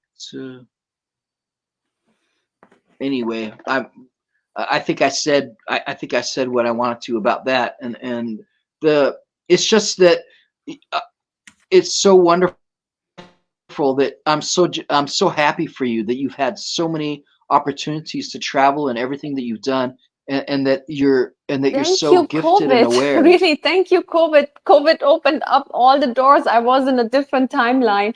Like I had no lockdown. Every place I went, there were no tourists, and it just opened up, and I was like, okay, then I had the place to myself, and I'm like, really? Thank you. Wow. You know, like so much gratitude, really. Yeah. And we really have to we have to really welcome disaster, because it means things are about to change for the better. Because when this COVID started, that was the first time really the LA smog cleared, and it became really clear. You could see downtown from, you know, and animals came back to humanity. They came back to the land. That was beautiful. All those stories. Yeah. And the birds and the bees, I'm seeing a lot more birds and hearing a lot more birds, and I'm seeing more bees. And because I was really worried that our bees were disappearing, because they said when you start to see the bees disappearing, the world has like 5 years to live. You know, it's like, actually, if I may interject, we are actually seeing something that's being promoted right now. I believe it's called ABF, American something. I forgive me for not knowing it all, but it has to do with bees and the fact that they also are carriers of certain things that may not be good. So this is just something that's been flashing around that I've seen. But the last don't get into it, because they're just creating another fear. But talking about honeybees or bees, let me tell you, you should, guys, if you can, try to do some research on Sri Lanka and India. There is a bridge called Adam's Bridge. It's a very, very famous there, which is the bridge of Ravana, which was the monkey god, which is of course again. I know about this. Yes, I know about this. So and it was built. It was built a long time ago, and they saw it from the satellites. Yes, and so my mom is from Sri Lanka, right? So in Sigiriya, it's just imagine it's a huge rock, but on the rock it was like something like Versailles. It's like they have a water tank which never dries out, which is never overflows. which waters other parts of the suburbs or whatever. And they say there was one king, and they used to fly with flying vehicles, so they know about it. And there was a king. Perfect, awesome, thank you, Vimanas. And then the king is Ravana, and he had the ability to control the bees. So if there would be like people coming and trying to attack them, they would just send the bees, and the bees would kill them. That's great. Yeah. So that's, you know. Bees are really important. I think they come from Venus, supposedly. And you know, when you look at a bee and you look how big they are and their little wings, there's no way that they could fly with those little wings. So what's going on is levitation, okay? Yeah. You're seeing some magical stuff. And also, they found honey from thousands of years ago in the pyramids that was, what, you know, honey never spoils. It was still good, the honey. Antibacterial, yeah. And it's an antibacterial and it cures many things. You know, it's really wonderful. You know, it's a superfood. Yeah, I made something with that today. I really did. But I want to address something. This is a little bit off kilter here, but forgive me because I love you both as guests, but this must be addressed. Yeah, sure. Eric J. Hecker, I don't know who you think you are to come onto my platform. And to do what you're doing. I know all about it. Excuse me for 1 second. Please excuse me for 1 second. Yes, please. How dare you come on my platform and do anything like this? If you were a man that you were trying to pose to everybody that you are in some way better than everybody else or have an issue, you do not come on my platform and voice yourself. Use your brains if you have any at all. Maybe that's why no one's using you any longer. And don't ever come back on here again. You will be blocked no matter what. But how dare you do this here? How dare you? And I apologize for that, but it needed to be addressed. Oh, no. I kicked him out of our show. I kicked him out of our conference. He was attacking our speakers, and you know, he wasn't being very nice. And you know, he claimed that he was from NASA, and he claimed he worked at. You know, he's a funny guy. You know, he doesn't agree with the flat Earth stuff, and you know, he went to Antarctica, and he was kicked out of my conference, and I warned my other friends about him, and because anybody who doesn't want to share I always share. I tell people not to believe me, okay? I give them my answers. Yes, I always say don't believe anything, just feel it. Don't and if you feel anything. it's right, do your own research always. Yeah, but I think what resonates. Yeah, and I always believe, I mean, I'm a person, I question a lot of things. So I always ask questions. I mean, the best conversation is when someone says something and you ask them, I say, okay, can you tell me why? Because I want to know, I want to understand. And then please, but be polite, you know, let's have a discussion, you know. Right. I mean, there's room for questions always, but be respectful. Yeah. Yes. Yeah. And he was not being respectful to come onto the platform. I can only imagine. I wasn't reading. I haven't clicked on the chat and read anything, but I'm all into this interview. But he's not a nice guy, and he's not allowed to play. You know, so I'm sorry. And he can't play in Michael's playground either. Yeah. I mean, you know, if a guy come on and said, "Hey, I have a difference of opinion. I didn't get along with some," you know, he could have asked questions, and then we could have given an answer. I mean, you guys, if you want to ask questions, please ask. I mean, you know, it's my experience, it's Eric's experience, it's Michael's experience. We're just sharing experiences here. So if you have questions, ask. We have to welcome these whenever we trigger somebody. Or we feel triggered. We have to thank and welcome these disasters, and I welcome and I thank him for helping me. You know, just because really he's helped me. Many people came to me and became learned about me because of him. You know, because he's said bad things about me on some shows that went viral that many people were watching. So it sent many people to me, and so I want to thank him for sending many people to me. And you know, thank you, Eric. Thank you, Eric. Bless you. Yes. It sometimes does work that way, but again, you know, But I'm a nice guy and I'm famous for it. You know, I'm a nice guy and I'm famous for it. So, and I forgive him. I love him. I saw him at Contact in the Desert and I smiled at him and I said hi. And he had to. When he looked at my face and he saw my smile, it was so contagious. He had to smile and say hi back to me. Oh, that's so cute. That's a good one. Yeah. That's a good one. Thank you for sharing. That's beautiful. That's a good one. Because, you know, that's one side of being in public. It's not easy. Like when, you know, Michael, you remember when the Facebook group, that Arcturians became really big? Yeah. The amount of hate I got. And then even in Sri Lanka, because women have no many rights there. And I'm a woman. I don't depend on anyone. I don't have any sugar daddies. I stand on my own feet and I haven't sold my soul. And some people get so angry and so nasty that you feel like really it's like no joke. It's really scary how angry people can get. This is like so scary. This is something which sometimes the world, I think there would be much more people out there sharing stuff if there wouldn't be so much hate. Like really, it's like sometimes it's so shocking. I don't even know where this hate comes from. You know, it's like there's no need for that. Well, it's a part of waking up, because first they ignore you, okay? Then they laugh at you, and then they get mad. And after they get mad, then they become enlightened, okay? It's just part of the stages of enlightenment. So so we have to just, you know, be open, and I tell people, see, we can't, I do I Ching and I love Eastern philosophy.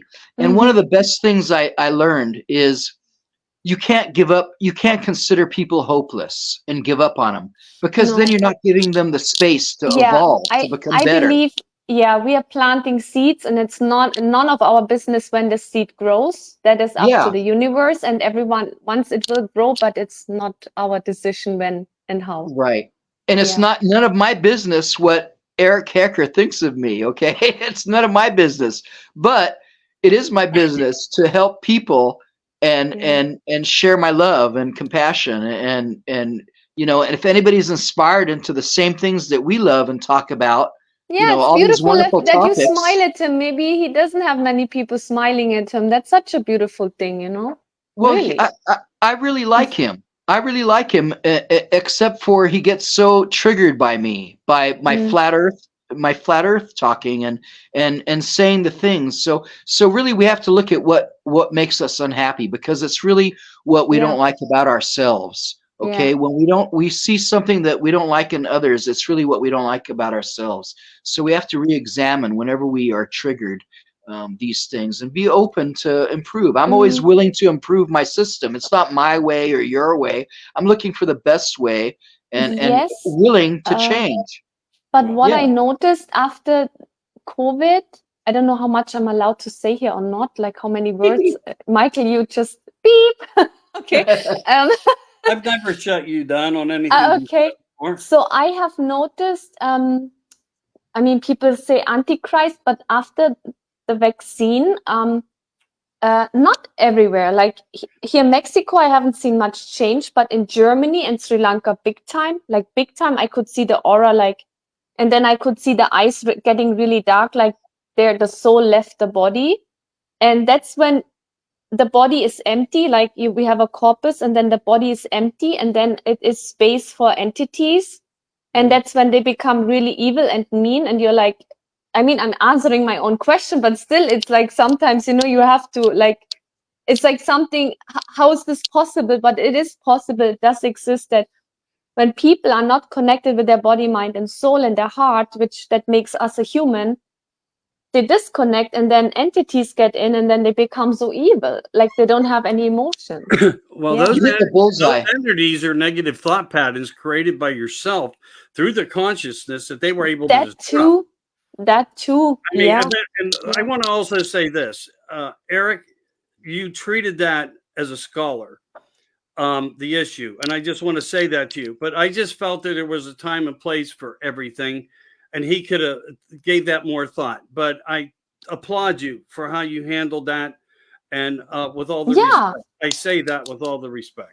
I do. Well, I still, you know, want to talk with him and be his friend, you know, but when he's willing not to get triggered, you know, or whatever. But let's not give him any more time. I want to get back to all the wonderful things you're saying. You hit the bullseye, because this bioweapon they called the jab, whatever, was exactly targeting the gene that connects us to source. Right. And the same gene is responsible for critical thinking.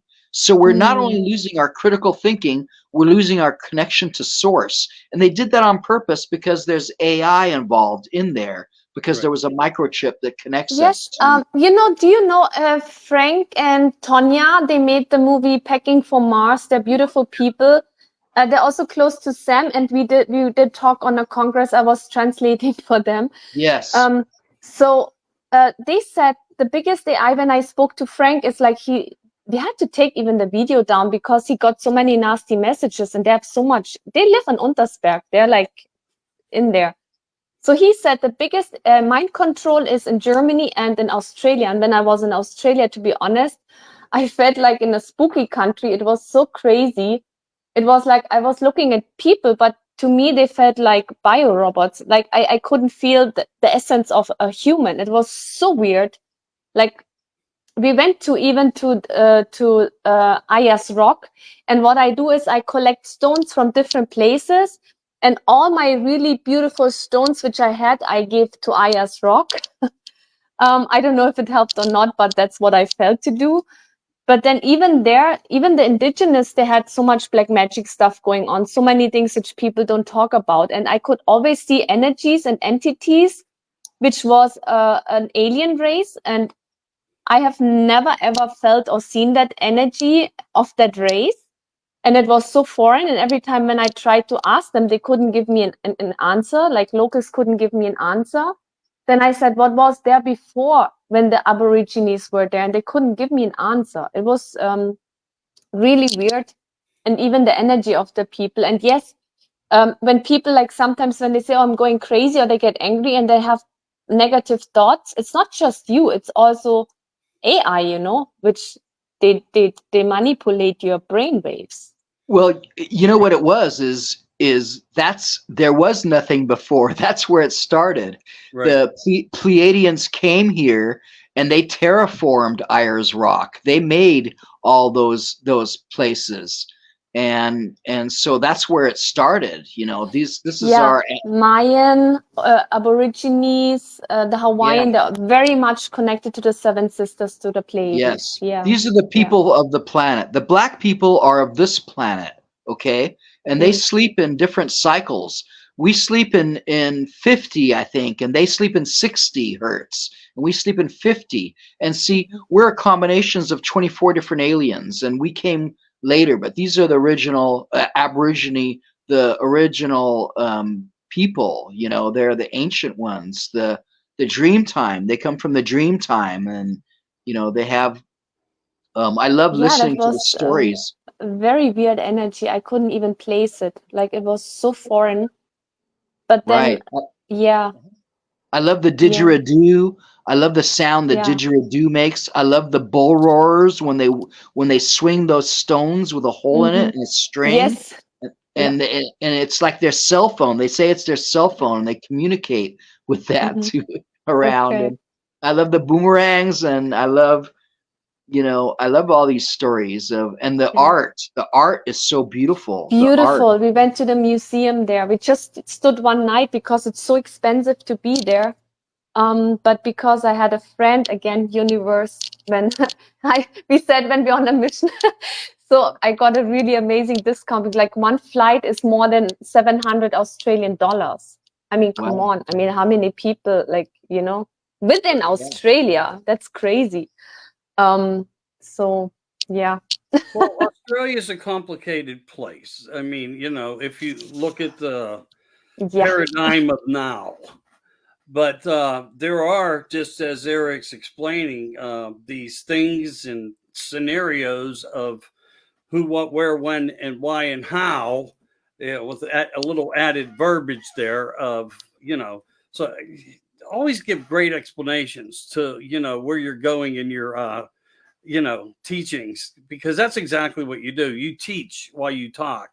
And that's fascinating. It's same with you, Agatha. You really do, because you're putting the pieces together, and you both have so much in common. Oh my God! I mean, we really do.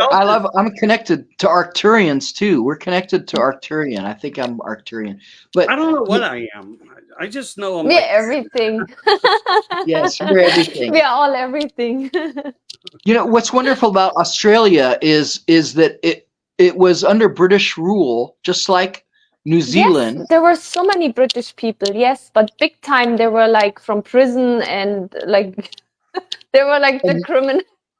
But see, now that republic is over, and we're all part. Now it's under the American Constitution, and I think this is part of the new disclosure is that Canada and is going to be part of America, and so is Australia, and so is New Zealand, and some other. Germany is still under the government of America. Just no one talks. Everyone knows, but no one talks about it. Yeah. Well, actually, it's the reverse. Okay, we didn't lose the war. We lost the war to Germany. That is true, because the world is run by Germans. Yes, you're right. You're right. True. Yeah. True. And they became the three-letter agencies. See, all the three-letter agencies, and the Operation Paperclip and Werner von Braun. But see, we got the best scientists went to Antarctica. We got the leftovers. They came to America. Yeah, I just met yesterday a person, and he said, all the engineers, and I know that they all went to the States, but from the States they got shipped somewhere. I mean, they call it Neuschwabenland. Neuschwabenland. Yeah. Right. Yeah, in Antarctica. Yeah, which is a German name, and Schwaben is down in the south of Germany. I'm from that area, so yeah. Well, Germany used to be. See, I believe that we live on a flat plain, and we're surrounded by an ice wall that is Antarctica. That used to be Germany. That was really Germany. Okay. And New Schwabenland and everything. And because there's ancient maps that have been found that show this, and they show Antarctica melted with all the land there and everything. And a recent map that was just found from ancient Germany. And I do remember, when you're on Google, I'm like a Google Maps fan, really. Everything I go to Google Maps, I want to see where's what. The old ones, like when you had a computer, and not much like a mobile phone and stuff, you could see when you put on Google Maps North Pole and South Pole, you could see the whole. And now it's all covered up. But you could, that time you were able to see that. Now you can't. They covered it all up.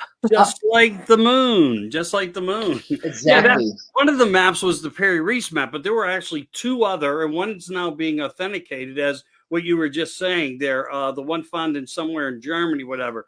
And I even think, actually, that Adolf Hitler himself made mention to something about that and during a speech. Now, I don't speak fluid German. Agatha, I would need you, because you speak many languages. Yes, I speak German. Yeah, I mean, when you look at the breakaway and everything that occurred, I agree. I just want to, add a little bit to there that I agree on what everybody is saying now. That's exactly the way it happened. And I think we are learning that more. One of the things I like to say about the ice wall is I believe, like you do, if you believe in gravity. If gravity is actually a thing, what is the water all doing in one place? If water would have to drop to its lowest point. So something there just always smelled a little fishy to me. And I'm not saying that because it has to do with the ocean waters. But if part of the ice wall holds that part of the water, our oceans and back, what holds the rest of it? It goes up on the sides, and it's frozen, and it goes up on the sides. So right, but I'm talking outside of the Antarctica, in Antarctic. Well, there's walls, there's gates, there's 4 major gates, but I heard there's 12 portals. But not all the gates are open all the time. But there's 4 major gates that are. I think there's. Do you remember that Miami thing when they said they switched the coordinates? Yes. That's what happened in Miami in the mall. I Right. think even Jacques Voulet talked a little bit about that. I mean, he theorized around it. It wasn't his place of study, but I think he had an opinion which backs up exactly what you're saying about the Yeah. portals. He loved Right. portals, finding them, and he did, and he Yeah. talked about them. He got laughed at, but then he became very famous, and then Right. people looked up to him, and his worth became valuable information. So you just never know how things can turn out because a person of source talks about a certain source of something. That's just how it works. But you're absolutely right on all those things, and I just wanted to interject that. I mean, as far as everything that I know about it, and have always been taught and learned and studied and listened to people and et cetera, et cetera. But yeah, right I on. love Jacques. I was really lucky to work with him and meet him several times. My favorite time was at EnergyScienceConference.com. Aaron Murakami through conferences where he has top inventors from all over the world with free energy devices, and he was there, and I got and he was always smoking outside, and we were outside, and so we were always talking. Very interesting. I believe that we're not being told the true reality because they're using us for our life force, our luge, our life force energy, and our blood and our organs, and we're real royalty in the universe. We're a combination of 24 different aliens, so they can use our organs for 24 different aliens. That's why you can use a pig heart for us, is because and there's a movie with a pig who's an alien, Howard the Duck. And it's soft disclosure. These movies are soft disclosure of really what's going on. Oh, the movie industry is full of truth. I mean, just go to Netflix now, watch The Ugliest. Wow, it's all about how they change people. It's all about looks, and then you can do plastic surgery and they become this new person. And then it shows, but reality is be individual, be unique, be different, be a human, have feelings, feel everything, and don't just go for the looks and just have a mask and be, I call it Antichrist, sorry, but I call it that way. So well, I would agree with that in a way, because if you think about the conditioning of the world, women were introduced to fake nails. Yeah. Now they have new hair procedures for longer hair, lavishing hairstyles, breast implants, butt implants, fake eyelashes. Think about this. It is crazy, really. Change the color of your eyes by choosing different types of lenses. You can make your eyes look blue. But yes, you can even change the eye color now with some I don't know what color tattoo, some stuff. Yeah. Well, I don't know about that, but thank you. I love learning from you guys. Yeah, I was like, there's so much going on now. To me, that's the transhumanisms. Were the examples of all the things. You want to hear a funny story? I think Agatha is a natural beauty. I'm sure she didn't have anything done, and you better not. What you see is what you get. Well, you better not change anything, is what I'm saying. No. So this one rich guy, he married this beautiful woman, and they had kids. And when the kid was born, he was so ugly. He really questioned his wife. How you said you weren't going to talk about me tonight. He questioned his wife, about if that's really how she looks, because how is it possible that a kid, they're both so beautiful, and then they have this ugly kid? So she had to admit she had all these operations and surgeries, and somehow, I don't know how he sued her, because I don't know how you can sue your wife, but I mean, he did it. It's too bad that people have to. Is it a real story? Is it a real story? It's a real story. The poor kid. I actually think I heard about something like that, but a little bit different. But poor kid. Imagine how that part of the scenario, and that's why men, when you go out now and you're at a nightclub and you look across the bar and you see the beautiful guy, woman standing there. I don't know. I'm glad I'm not in this era. Look at their Adam's apple. See if they have an Adam's apple, and see if they have an extra bulge in their pants. Yeah. Well, we do have to investigate. We've come into a time now where, people have to look out for themselves. And I'm Right. sure there's going to be a lot of controversial matters over this, especially when we have places in the United States where governors will, take possession of your children. Yes, exactly. That's where it starts. When parents have no rights over their children, that's another open in your face child trafficking. That's what it is.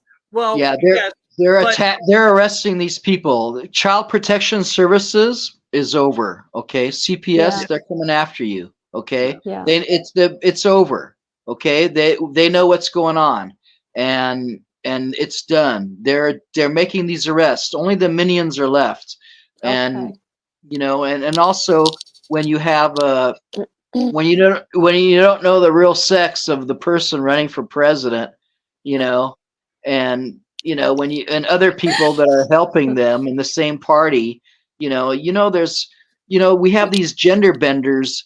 It's because of the endocrine system. They're endocrine disruptors that are genetically modified foods that change our hormones and throw us off balance. And that's why in the Philippines, where they're genetically modifying a lot of things, they have a lot of problems there with the gender. And in other countries that Thailand is the worst. Philippines, I just was Thailand too. I was just gonna say that Thailand is really bad. Philippines was okay. It's still beautiful, but I was shocked when for us COVID was over and they were still sitting in the mall 2 years later and waiting for the vaccine. And I looked at them and said, "What are you doing? It's already on TikTok. It's already on the news that it's bad for you guys. Why are you sitting there?" Right. And they were sitting there as it was just starting to have COVID. I was like shocked.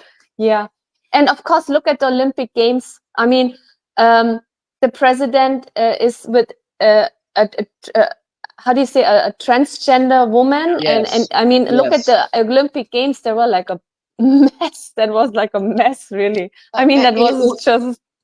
It was so obvious that I question. Yeah. I think it's the good guys trying to make it obvious to everyone. It's just too. I worked in the Olympics, and I in the '84 in the Summer Olympics at UCLA, and I was a translator and I worked in telecommunications, so I was able to talk to all the athletes, and it's the Olympics. It was something else. I really think that they were trying to. That was like in Hollywood. They brought all those. Snoop Dogg. Why is Snoop Dogg and all those Hollywood people? Why are they at the Olympic Games? Are they running? No. It was just like Hollywood. Again, Hollywood Olympics. And you know what? And you bring up a good point. And here's something that goes back quite some time ago, where you had Tom Hanks in that movie as what was he? I can't think. Who? Big? No, not Big. The Island movie? No. When he was like he went in the military, he was not like all right in his mind, and then he got they gave him an award. Did you see what really was in the movie? A 5-pointed star, and when the movie, and it's right in the movie where after he gets it, he holds the 2 fingers up and the 2 fingers down, one at his side, one up. Baphomet, satanic, Satanism, praise the Satan Church. That's exactly what and it was right there. But it's not even just that because of that moment, that point, that time of that movie. There's 150 of them out there in different ways, showing the examples of everything that we just, and many people, but because of great people like Jordan Maxwell said to watch for these, I was observant to it. But not only that, like you working in many different facets, I did too. I worked within the movies. I saw who these people were, but I saw genuine good people. I worked with genuinely good people. I didn't know everything about them, but I did know that I was not cut from the same pie. I knew I wasn't. And when you know it, you know it. And that's that intuitiveness that comes to you, that teaches us these things. But so these examples are everywhere, and all we can do is keep an open mind to them, because they just rebrand things or they make them more colorful, and they continue from the earliest points of time to now. Nothing seems to really ever change, but these people whether they're working for the Draconians or, you know, whatever the hell you want to say it is, who are out there trying to take over planets and create slavery wherever they can, you know, manipulate into. I think we're actually living in that, because man themselves didn't do this. They were guided. They couldn't have done this on their own. It was too big, even though they had the time frame for it. Yeah, it's the minions. Only the minions are left. Only the little guys. They don't know the big guys have been taken out. I think they did it, most of it, in 2017. And so it's a big sting operation. We're under continuation of government laws, military law, and Derek Johnson will prove it to you with the military codes. If you go to Derek Johnson Rattletrap 1776, he'll show you all the military codes, executive orders, and prove that we're under continuation of government and that there's a sting operation. We went under that continuation of government in the new blue order of the new blue book. I think it was March 9th, 1981, where 50 governors got together and reconstituted the original Constitution. Yeah. You know, that did take place. That did happen. Some people would know them better by, if I said, the white hats. So, you know, you're right. There is a war within what we call in this Keller division of something going on that is so secretive, but in ways wasn't. And I think this is that disclosure. It's going to all come together with everything, but I don't think we're going to get all the answers that we want, even at the end of the day. Well, let me tell you, you're right. We do have a new republic, and there is a new constitution back to that 1776 constitution. It was signed July 4th a couple of years ago, and so we do have a new republic. And supposedly Trump is the 19th president, and his vice president is John F. Kennedy Jr. So I think this is all part of the disclosure that we're going to have. I'm sorry to cut you off, Agatha. Yeah, go ahead. Yeah, there are a couple of things. Since we were coming back to the beginning, back to the future, we were talking about timelines, right? In the end of the day, the truth is, when you're connected with yourself, you can choose your timeline, which will be the highest good of all. So it's up to you in which timeline you want to be, in which reality, in a government where the government is evil or a government which is for humanity. That's the first thing. The second thing is the disclosure is already happening. I do remember 100%. I was in Hawaii when COVID happened, and it was all over the news, in the newspaper, UFO sites. It was there in the newspaper, but no one was bothered because we had COVID going on. Now, again, it was just again in the media, in the newspaper, openly, hey, alien exists. It was even discussed in the government, in the courts. And then we had Olympic Games comedy going on, where people, of course, were talking about this because it was just a freak show. While in the news, again, it was written, hey, UFOs do exist. We do have them. So the disclosure is always, everything is always in your face. It's just, where is your awareness? Is it going to a comedy show, or is it going to something which is essential for you and your highest good? So choose your timeline, and that's a free will. You can choose who you want to be. Right. So I think in the end of the day, we can say this is good, this is bad, this is evil, this is out. But which timeline do you want to choose?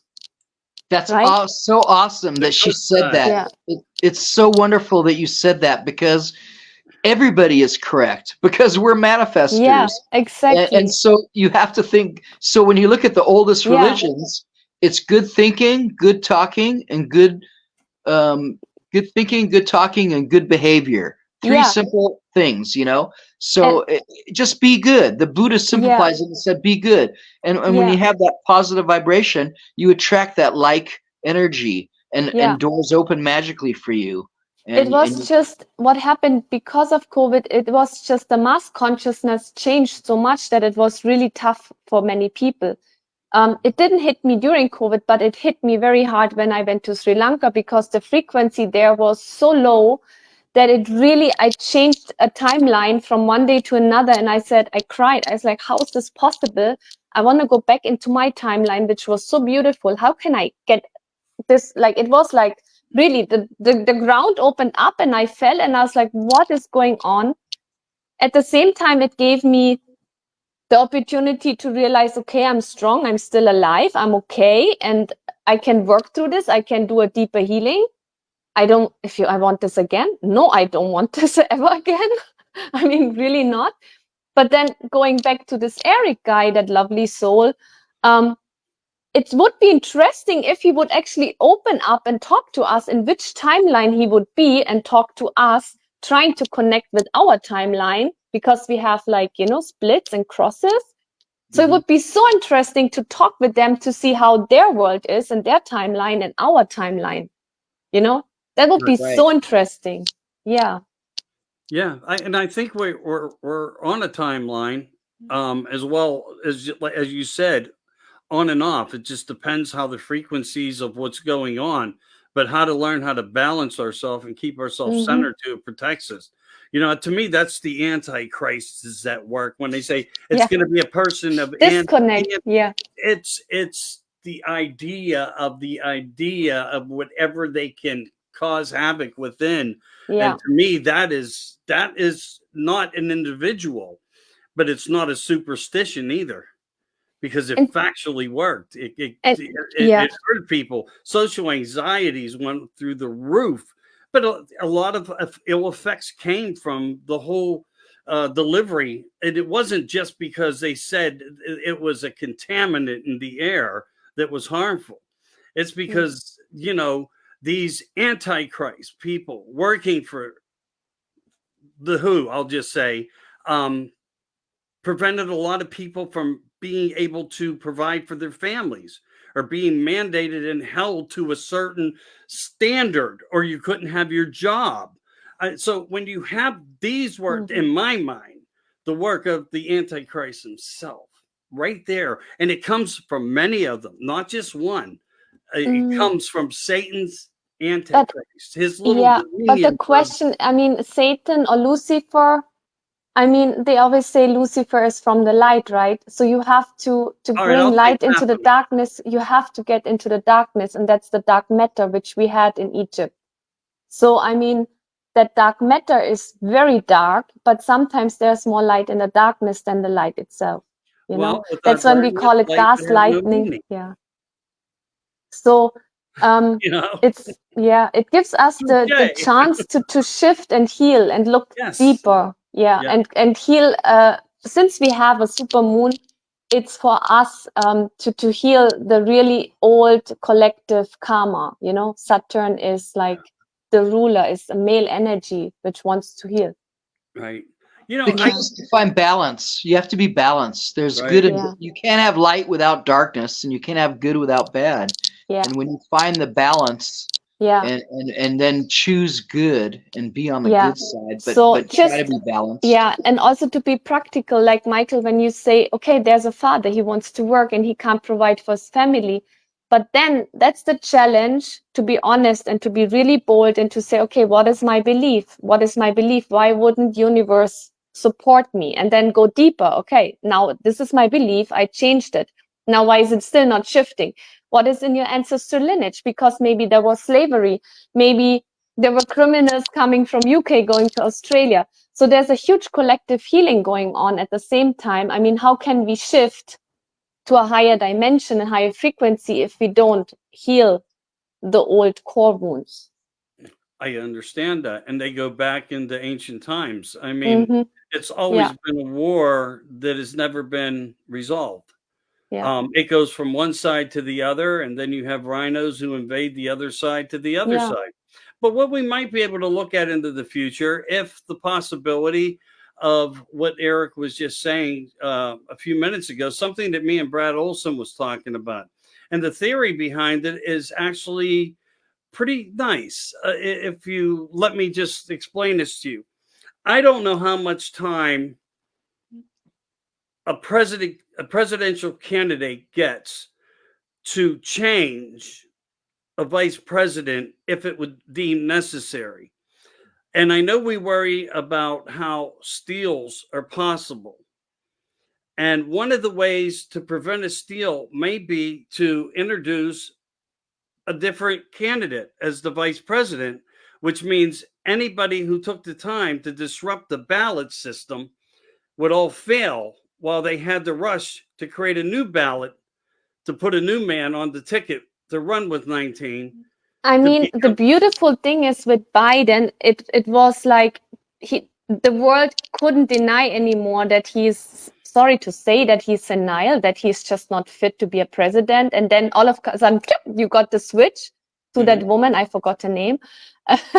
But it's so. But the thing is, the world is realizing, hey, this is wrong. And then it's all over the media, and then the media can't cover it up, and then they had to do something about it. So it was the mass awakening, it was the mass shift, which said, hey, this is not what we want, this is not right, we know what's going on.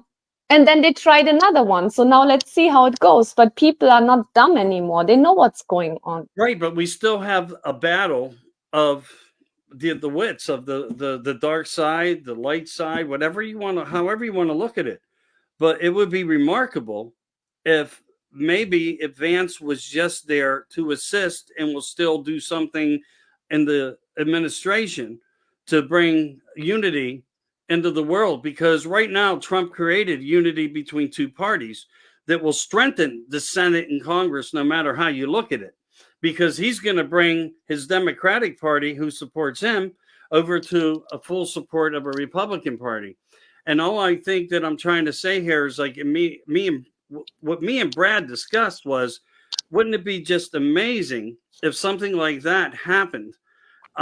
Maybe, let's say, 30 days prior to the election, and any chance they had of destroying or dismantling and trying to steal, and the Dropbox scenario and everything else would just fall in their laps, because all their efforts would fail. And it would then produce real accurate numbers. And there would be too little of no time left to do anything about it if Trump decides to say, or it happens to play out that way. Sometimes the universe is very powerful. I just want to give, I mean, it's 2 hours now. I think, I mean, we can come to the end. I want to go for a swim in the ocean. I just want to share this little thing. Now, in Sri Lanka, they had a specific party, I'm not saying names, which was very powerful. They ended the war, but what they did is they would go, coming back again to the beginning, they worked, there's certain specific temples which are very powerful because they stand on certain grids and ley lines, right?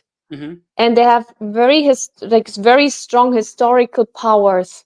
So those political people, like the same what they did in Peru on that event, they went to the Temple of the Sun. I mean, they could go anywhere. Why are they going there? I mean, why are they closing it up to the public, and they're going there and celebrating it on a day which the sun has a special zenith and constellation connecting to Earth? So those people, they would do a lot of rituals, and I will never forget, before they had the election, they were working with the monks, they were doing the chantings, and what they did is they really worked with dark matter, something like in CERN in Switzerland. So they changed the timelines, they changed reality. Most of the people in the country got really sick. They all had like some health issues. I was lying in bed for 6 weeks. I didn't know what's going on till I realized, wow, they're doing magic. They're working with the timelines. They're shifting them so they can win the election. Okay, they won. COVID came, and now universe is powerful. You know, if you don't trust people, that's fine. Trust universe. They locked down one of the first before other countries locked down, but they opened up last because they were so much in fear to lose control. It's very interesting. When you manipulate time, when you use with dark forces, you're constantly in fear because you don't trust. You don't have trust. You don't have love. You're totally disconnected. So you have to keep trying to control. You can't control universe. So what happened is they had COVID going on. People died.